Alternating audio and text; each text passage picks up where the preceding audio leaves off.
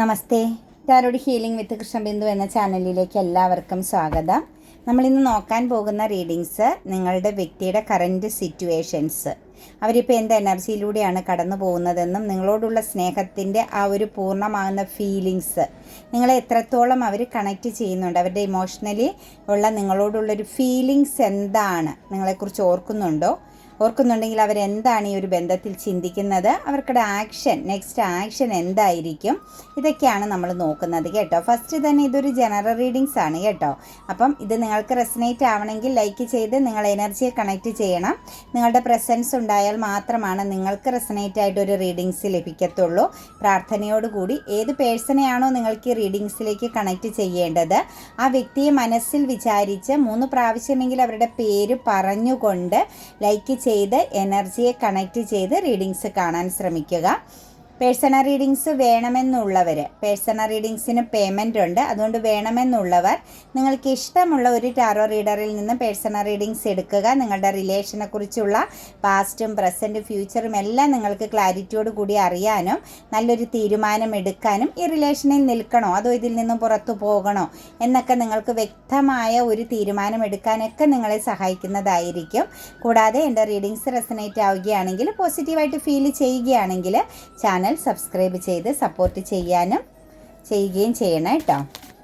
അതുപോലെ റൈറ്റ് ഹീലിങ്ങും അഫർമേഷൻസും ഗ്രാറ്റിറ്റ്യൂഡും, ഈ 3 കാര്യങ്ങളും മാക്സിമം നിങ്ങൾ മുന്നോട്ടേക്ക് കൊണ്ടുപോയിക്കൊണ്ടേയിരിക്കുക. നിങ്ങളുടെ ജീവിതത്തിൽ നിങ്ങൾക്ക് ഭാരമുള്ള കാര്യങ്ങളെ എഴുതി കത്തിച്ച് കളയുക. അതുപോലെ അഫർമേഷൻസ് എന്ന് പറഞ്ഞു കഴിഞ്ഞാൽ നിങ്ങൾക്ക് ആഗ്രഹങ്ങൾ എഴുതി സൂക്ഷിക്കുക കേട്ടോ. അത് എഴുതിയിട്ട് നിങ്ങൾ കളയുകയോ സൂക്ഷിക്കുക, അത് എഴുതിക്കൊണ്ടേയിരിക്കുക എന്നുള്ളതാണ് നമുക്കിവിടെ പറയാൻ സാധിക്കുന്നത്. നിങ്ങളുടെ സ്വപ്നങ്ങൾ നിങ്ങൾ എഴുതിക്കൊണ്ടേയിരിക്കുക. ഗ്രാറ്റിറ്റ്യൂഡ്, നമുക്ക് എന്ത് ലഭിക്കുന്നോ അതിന് നന്ദി പറയാനുള്ളൊരു മനസ്സുകൂടി നിങ്ങളിൽ ക്രിയേറ്റ് ചെയ്യുക കേട്ടോ. നമുക്ക് റീഡിങ്സിലേക്ക് കിടക്കാം. ഫസ്റ്റ് തന്നെ വന്നിരിക്കുന്നത് ദ ഫുൾ കാർഡിൻ്റെ എനർജിയാണ് കേട്ടോ. അവരൊരു പുതിയ തുടക്കം, പുതിയൊരു മാറ്റം, പുതിയൊരു ചേഞ്ചിങ് ഒക്കെ ആഗ്രഹിക്കുന്നതായിട്ട് കാണുന്നുണ്ട്. അവരുടെ ലൈഫിനെ തന്നെ അവർ പൂർണ്ണമായിട്ട് ചേഞ്ച് ആക്കാനായിട്ടാണ് ഇപ്പം മനസ്സുകൊണ്ട് ശ്രമിക്കുന്നത്. അതായത് അവരുടെ ക്യാരക്ടറിലായിക്കോട്ടെ, അവരുടെ ചില പ്രവർത്തികളായിക്കോട്ടെ, അവരിൽ മൊത്തത്തിൽ അവരുടെ ലൈഫ്, അവരുടെ സിറ്റുവേഷൻസ്, അവരുടെ ചുറ്റുമുള്ള വ്യക്തിബന്ധങ്ങളിലെല്ലാം ഒരു മാറ്റം, ഒരു വലിയൊരു ബിഗ് ചേഞ്ചിങ് വരുത്തണം. അവരിൽ ഉണ്ടായിരുന്ന മിസ്റ്റേക്കുകളെ എല്ലാം ഒന്ന് മാറ്റണം, എന്നിട്ട് പുതിയ ചില തീരുമാനങ്ങളിലേക്ക് എടുക്കണം, പുതിയ ചില കാര്യങ്ങൾ അവരുടെ ലൈഫിൽ കണക്റ്റ് ചെയ്യണം എന്നൊക്കെ ചിന്തിച്ച് ഒരു പുതിയ തുടക്കത്തിനായിട്ട് അവർ തയ്യാറാകുന്നതായിട്ടാണ് കാണുന്നത്. ഒരു പക്ഷേ ഇവരെ സംബന്ധിച്ച് എപ്പോഴും പ്രശ്നങ്ങളും മറ്റുള്ളവരുമായിട്ട് കോൺഫ്ലിക്റ്റും ഒക്കെ ആയിട്ട് നടന്ന വ്യക്തികളാണ് എങ്കിൽ, ആ ഒരു സാഹചര്യത്തിൽ നിന്ന്, ആ ഒരു കോൺഫ്ലിക്റ്റ് പ്രശ്നങ്ങളിൽ നിന്നുമൊക്കെ അവർ പുറത്തേക്ക് മാറുന്നതായിട്ട്, അതായത് ഈഗോയൊക്കെ വളരെ സ്ട്രോങ് ആയിട്ടുണ്ടായിരുന്ന വ്യക്തിയാണ്. അതുപോലെ തന്നെ പെട്ടെന്ന് അവർക്ക് പിണക്കം അല്ലെങ്കിൽ ദേഷ്യം ഇങ്ങനെയൊക്കെയുള്ള കാര്യങ്ങൾ വരുന്നത്, അതായത് നീണ്ടു വിചാരമില്ലാതെ മുന്നോട്ട് ചിന്തിക്കാതെ അവർ ശക്തമായിട്ട് പെട്ടെന്ന് എതിർക്കുന്ന ഒരു സ്വഭാവം, അല്ലെങ്കിൽ പെട്ടെന്ന് തന്നെ എടുത്തു ചാടി ചില തീരുമാനങ്ങൾ പറയുക, എടുക്കുക, അങ്ങനെ മറ്റുള്ളവരുടെ പെയിൻ എനർജി, മറ്റുള്ളവർക്ക് എന്ത് തോന്നും, അവർക്ക് എങ്ങനെ എത്രത്തോളം വേദനിക്കും, ഇതൊന്നും ഈ ഒരു വ്യക്തിയിൽ ബാധിക്കാത്ത വിധം ഉണ്ടായിരുന്ന ഒരു സിറ്റുവേഷൻസ്. എല്ലാവരുമായിട്ട് എപ്പോഴും ഒരു മത്സര ബുദ്ധിയോടുകൂടി പെരുമാറുക, ഫൈറ്റ് ചെയ്യാനായിട്ട് അവർക്ക് യാതൊരു മടിയുമില്ലായിരുന്നു. പെട്ടെന്ന് അങ്ങനെയൊക്കെയുള്ള ആ ഒരു നെഗറ്റീവ് ക്യാരക്ടറിലൂടെ കടന്നു പോയിക്കൊണ്ടിരുന്ന സിറ്റുവേഷൻസിൽ നിന്നും കറൻറ്റ്ലി അവർ മാറുന്നതായിട്ടാണ് കാണുന്നത്. അവർ ശരിക്കും വെയിറ്റിംഗ് ചെയ്യുകയാണ്, അവരുടെ ലൈഫിനെ ഒന്ന് തിരുത്തി, അവരുടെ പ്രശ്നങ്ങളെയും പ്രതിസന്ധികളെയും അവരിലുള്ള ചെറിയ ചെറിയ ഡാമേജുകളെയൊക്കെ ഒന്ന് മാറ്റിയെടുക്കാനായിട്ട് അവർ വെയിറ്റിംഗ് ചെയ്ത് നിൽക്കുന്ന ഒരു സിറ്റുവേഷൻസാണ് നമുക്ക് കാണാൻ സാധിക്കുന്നത്. ഒരു പക്ഷേ അവരുടെ ലൈഫിൽ ഇങ്ങനെയൊക്കെ ഉള്ള ഒരു ക്യാരക്ടർ എനർജിയിലേക്ക് അവർ പോകാനുള്ള കാരണവും അവരുടെ ലൈഫിലെ ചില എക്സ്പീരിയൻസുകളായിരിക്കാം. ചില ഇടങ്ങളിൽ നിന്നോ ചില സാഹചര്യങ്ങളിൽ നിന്നോ ഒക്കെ അവർ നേരിടേണ്ടി വന്നിട്ടുള്ള ചില അനുഭവങ്ങളുടെ ഫലമായിട്ടാവാം അവർ പെട്ടെന്ന് മറ്റുള്ളവരെ തെറ്റിദ്ധരിക്കുന്നതും, ദേഷ്യപ്പെടുക, ഫൈറ്റിംഗ് ചെയ്യുക, എടുത്തടിക്കും പോലെ മറ്റുള്ളവർക്ക് വേദന ഉണ്ടാകുന്നു എന്നൊന്നും ചിന്തിക്കാത്ത വിധം പെരുമാറുന്ന ക്യാരക്ടർ. അതിനകത്ത് പിന്നീട് ഒരു പശ്ചാത്താപമോ കുറ്റബോധമോ ഒന്നും അവർക്കില്ല ഇല്ലാത്തൊരവസ്ഥ, ഇതൊക്കെയെന്ന് പറഞ്ഞാൽ അവരിൽ ഫോക്കസ് ചെയ്യുകയും അവർക്ക് ചുറ്റുമുള്ളവരുടെ വാല്യൂ മനസ്സിലാക്കാതെ കടന്നുപോയ ഒരു സമയം അല്ലെങ്കിൽ സാഹചര്യങ്ങൾ ഉണ്ടായിരുന്നു ഈ ഒരു വ്യക്തിയിലെന്നാണ് കാണുന്നത്. ഒരു പക്ഷേ അവരുടെ ലൈഫിലെ ചില എന്താ പറയുക നിസ്സഹായതകൾ ഉണ്ടാവില്ല, നഷ്ടബോധങ്ങളൊക്കെ അതിന് കണക്റ്റഡ് ആയിട്ടുണ്ട് കേട്ടോ. അങ്ങനെയുള്ള അവസ്ഥകൾ, ചില നഷ്ടങ്ങൾ, ചില സ്വപ്നങ്ങളൊക്കെ നഷ്ടപ്പെട്ടതെല്ലാം അതിനെ ബാധിക്കുന്നതായിട്ട് കാണുന്നുണ്ട്. ക്വീൻ ഓഫ് പെന്റിക്കിൾസിൻ്റെ എനർജിയാണ് വന്നിരിക്കുന്നത്. തീർച്ചയായിട്ടും അവരെ സംബന്ധിച്ച് വളരെ റിലാക്സ് ആയിട്ട്, വളരെ പ്രഷ്യസ് ആയിട്ട് കാര്യങ്ങളെ ചിന്തിക്കുന്നുണ്ട്. ഇപ്പോൾ അവരൊരു കംഫർട്ട് സോണിലാണ് കേട്ടോ. അവർ വളരെ പ്രൊട്ടക്റ്റഡ് ആയിട്ട് ശാന്തമായിട്ട് ചിന്തിച്ച് ശാന്തമായിട്ട് ഇരിക്കുന്ന ഒരു സിറ്റുവേഷൻസ് ആണ് നമുക്ക് കാണാൻ സാധിക്കുന്നത്. അവരുടെ മനസ്സ് അവർ ഇങ്ങനെ എന്താ പറയുക കെട്ടഴിഞ്ഞു പോയ ഒരു കുതിരയെ പോലെ ഇങ്ങനെ പൊയ്ക്കൊണ്ടിരുന്ന, ഒരിടത്തും പിടിച്ചാൽ കിട്ടാത്ത ഒരവസ്ഥയിൽ നിന്നിരുന്ന സിറ്റുവേഷൻസിൽ നിന്നും അവരെല്ലാ വശങ്ങളും നല്ലതും മോശവുമായ എല്ലാ കാര്യങ്ങളെയും കുറിച്ച് വളരെ ആഴത്തിൽ ചിന്തിച്ച് അതിനനുസരിച്ച് ഇനി ലൈഫിലേക്ക് ആക്ഷൻ എടുക്കണമെന്ന് ഉറച്ച മനസ്സോടുകൂടി ഒരു സിറ്റുവേഷൻസിലാണ് അവർ നിൽക്കുന്നത്. ഒരു ന്യൂ ബിഗിനിങ്, പുതിയ തുടക്കം അവർ ആഗ്രഹിക്കുന്നു എന്ന് തന്നെയാണ് നമുക്ക് കാണാൻ സാധിക്കുന്നത്. പുതിയ തുടക്കം സിറ്റുവേഷൻസൊക്കെ അവർ വളരെ ശക്തമായിട്ട് ഇപ്പം മനസ്സുകൊണ്ട് ആഗ്രഹിക്കുന്നു. അവരുടെ ജീവിതം തന്നെ മാറ്റിയെടുക്കണം. കാരണം അവരുടെ കഴിഞ്ഞുപോയ ദുഃഖങ്ങളും നിരാശയും നഷ്ടബോധവും എല്ലാം അവസാനിപ്പിച്ചുകൊണ്ട് ഒരു പുതിയ മാറ്റത്തിലേക്ക് വരണം എന്നവർ ചിന്തിക്കുന്നുണ്ട്. നിങ്ങളെന്ന് പറയുന്ന വ്യക്തിയിലേക്ക് അവർ ശരിക്കും ഫോക്കസ് ചെയ്യുന്നുണ്ട്. നിങ്ങളെക്കുറിച്ച് വളരെ റിലാക്സ് ആയിട്ട് സമാധാനപരമായിട്ട് ചിന്തിക്കുന്നുണ്ട്. നിങ്ങളൊരു വാല്യുബിളായ അല്ലെങ്കിൽ നിങ്ങളെന്ന് പറയുന്ന വ്യക്തി ഒരു സ്പെഷ്യലായിരുന്നു ലൈഫിലെന്നുള്ളതും, ഒരു പക്ഷേ നിങ്ങളെ വേദനിപ്പിച്ചിട്ടുള്ള പല കാര്യങ്ങളും അവർ ശരിക്കും ആഴത്തിൽ ഇപ്പോൾ കറൻ്റിലി ചിന്തിക്കുന്നുണ്ട്. അതിൻ്റെ തെറ്റുകളും കുറ്റങ്ങളും എല്ലാം അവർ നിങ്ങളോട് ഏറ്റു പറയാൻ പോലും തയ്യാറായിട്ടാണ് നിൽക്കുന്നത്. ശരിക്കും അവർ നിങ്ങളെക്കുറിച്ച് ആലോചിക്കുന്നു. നിങ്ങളൊരു സമൃദ്ധി അല്ലെങ്കിൽ നിങ്ങളുമായിട്ട് കണക്റ്റഡ് ആയിരുന്ന സമയങ്ങളിൽ അവരുടെ ലൈഫിലേക്ക് വന്നിരുന്ന മാറ്റങ്ങൾ ഇതെല്ലാം അവർ വളരെ ആഴത്തിൽ അക്സെപ്റ്റ് ചെയ്യുന്നുണ്ട്. ഏസ് ഓഫ് കപ്സിൻ്റെ എനർജിയാണ്. നിങ്ങൾക്കിടയിൽ നഷ്ടപ്പെട്ട ആ ഒരു പ്രണയം, സ്നേഹത്തിൻ്റെ ആഴം നിങ്ങളിലേക്ക് തിരിച്ചു തരാൻ അവർക്ക് സാധിക്കുന്നു. അതായത് ഹൃദയം നിറഞ്ഞ ഒരു സ്നേഹം, വിശ്വാസം, റെസ്പെക്റ്റ് ഇതൊക്കെ നിങ്ങളോട് അവർക്ക് തോന്നി തുടങ്ങിയിരിക്കുന്നതായിട്ടാണ് കാണുന്നത്. കാരണം അവരിപ്പോൾ അവരെ സ്നേഹിച്ചു തുടങ്ങിയപ്പം ആരാണ് അവരുടെ ലൈഫിലേക്ക് വേണ്ടതെന്നുള്ളത് അവർക്ക് വ്യക്തമായി മനസ്സിലാക്കാൻ പറ്റുന്നുണ്ട്. മാത്രവുമല്ല നിങ്ങൾക്കിടയിൽ ഉണ്ടായിരുന്ന ചില പ്രശ്നങ്ങൾ, തടസ്സങ്ങൾ, കർമ്മ ഹീലിംഗ് ഒക്കെ സംഭവിച്ചിട്ടുണ്ട്. കാലം നിങ്ങൾക്ക് വേണ്ടി അനുകൂലമായ സാഹചര്യത്തിലേക്ക് വരുന്നതായിട്ട് നമുക്ക് കാണാൻ സാധിക്കുന്നുണ്ട്. നിങ്ങളുടെ ബന്ധത്തിൽ തടസ്സങ്ങളും ചില നെഗറ്റീവ് പ്രസൻസുകളും അതുപോലെ തന്നെ മനസ്സുകൊണ്ട് തന്നെ മനസ്സിനെ ബാധിച്ചിരിക്കുന്ന ചില നെഗറ്റീവ് ഫീലിങ്സ് ഒക്കെ ഉണ്ടായിരുന്നു. ആ ഒരു സാഹചര്യങ്ങളൊക്കെ പൂർണ്ണമായിട്ടും അവസാനിച്ചിരിക്കുന്നു. അതായത് മൂൺ എനർജിയുടെ പ്രസൻസ് എന്ന് പറഞ്ഞാൽ ഇമോഷണൽ ബ്ലോക്കേജ് സംഭവിക്കും. മൂണ് നമുക്ക് അനുകൂലമായിട്ടാണ് നിൽക്കുന്നതെങ്കിൽ ഇമോഷണലി വളരെയധികം പവർഫുള്ളായിട്ട് ഏറ്റവും ടോപ്പ് എനർജിയിൽ പ്രണയിക്കാനും പ്രണയം അനുഭവിക്കാനും ആസ്വദിക്കാനൊക്കെ സാധിക്കും. അതേ പ്രണയം മാത്രമല്ല സ്നേഹബന്ധങ്ങൾ അതേപോലെ തന്നെ അതും നെഗറ്റീവായിട്ടാണ് നിൽക്കുന്നതെങ്കിൽ വിരക്തിയും നഷ്ടവും നമ്മൾക്ക് നമ്മുടെ കയ്യിൽ ഇരുന്നത് നമുക്ക് നഷ്ടപ്പെട്ടു പോകും. അൺഎക്സ്പെക്റ്റഡ് ആയിട്ട് നമ്മൾ പോലും അറിയാതെ നമ്മളിൽ നിന്നും വഴുതി പോകുന്ന സിറ്റുവേഷൻസൊക്കെ എക്സ്പീരിയൻസ് ചെയ്യേണ്ടി വരും. പല രീതിയിലുള്ള ദുർഘടമായതും മാനസിക വിഷമങ്ങൾ അനുഭവിക്കുന്നതുമായ പല കാര്യങ്ങളും നമ്മൾ എക്സ്പീരിയൻസ് ചെയ്യേണ്ടി വരും. മൂൺ എനർജി നെഗറ്റീവായിട്ട് വന്നത്, അതായത് ഇമോഷണലി എപ്പോഴും ഒരു ആൻസൈറ്റി ഡിപ്രഷനിലൂടെ കടന്നു പോകേണ്ടി വരും. എപ്പോഴും ഒരു ഭയമായിരിക്കും.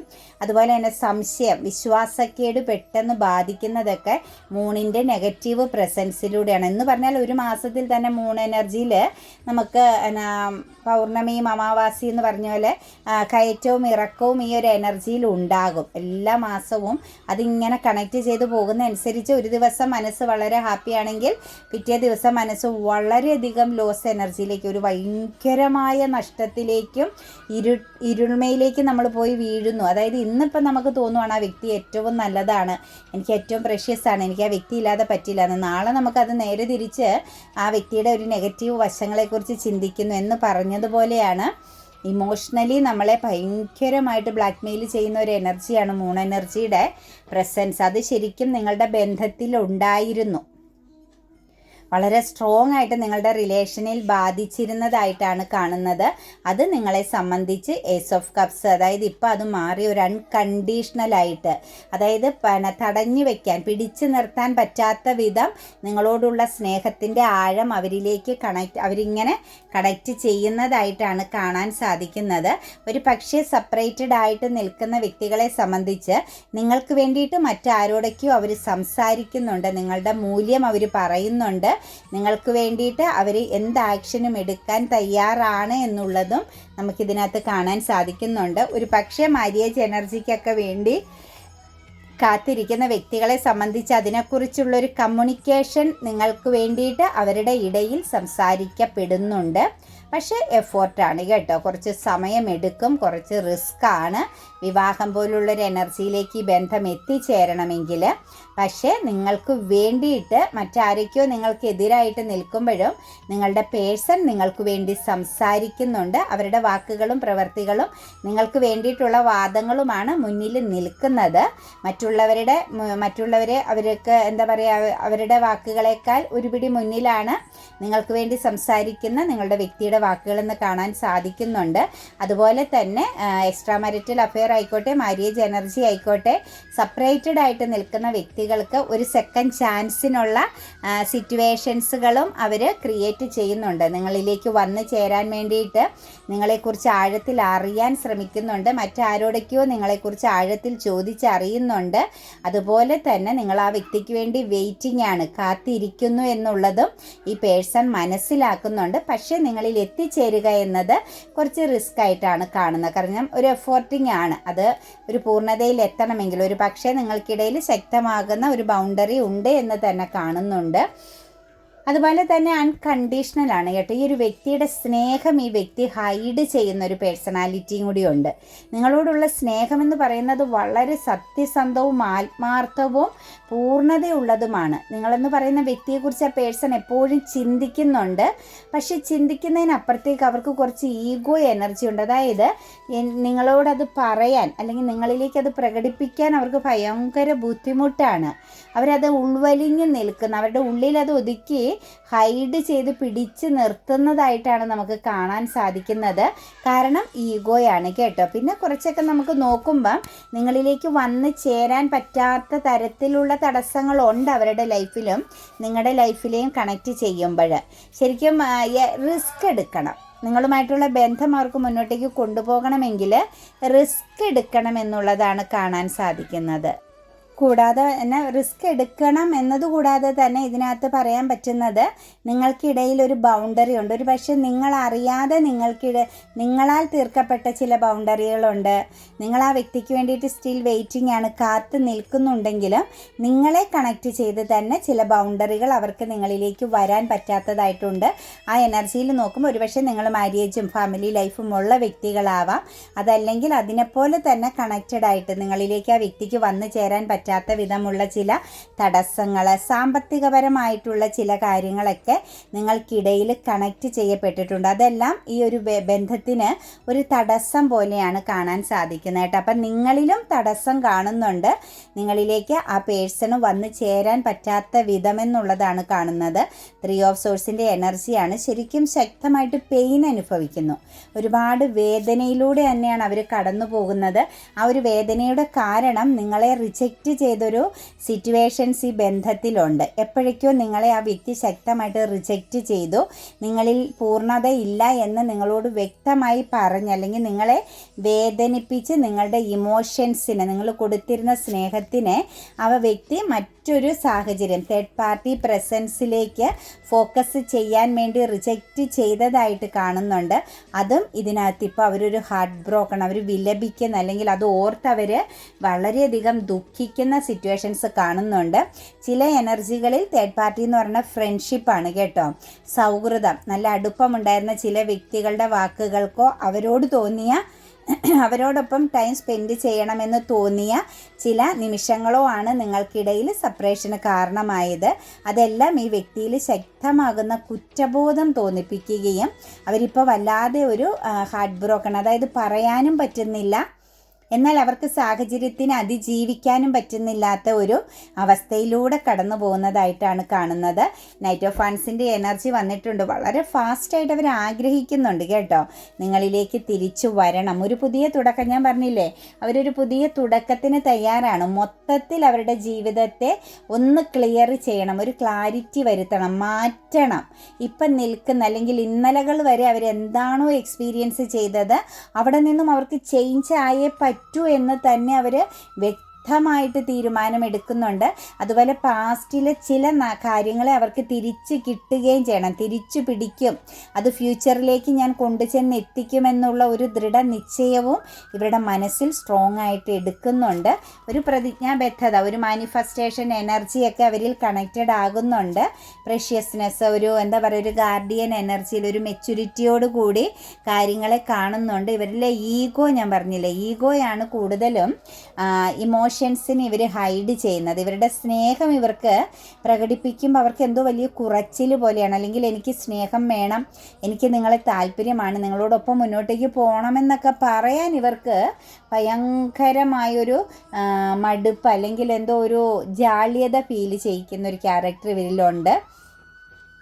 അതിനപ്പുറത്തേക്ക് നോക്കുമ്പോൾ പ്രതിജ്ഞാബദ്ധതയാണ് കേട്ടോ, നിങ്ങളെ ഫോക്കസ് ചെയ്തുകൊണ്ടേ ഇരിക്കുന്നതായിട്ടാണ് കാണുന്നത്.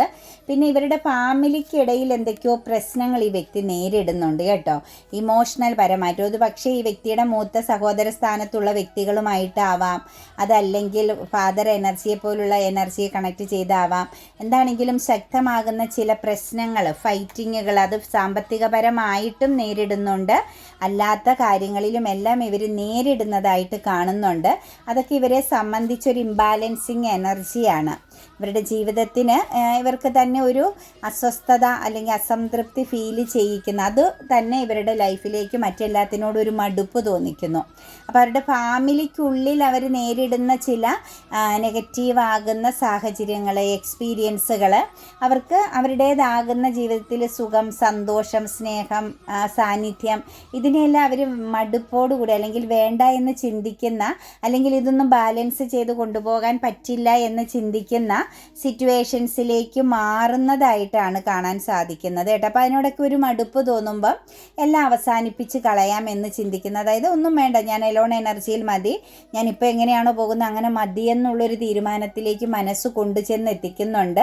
മറ്റുള്ളവരുടെ ഇടപെടലും അവരിൽ നിന്ന് ലഭിക്കുന്ന ചില എക്സ്പീരിയൻസുകളും.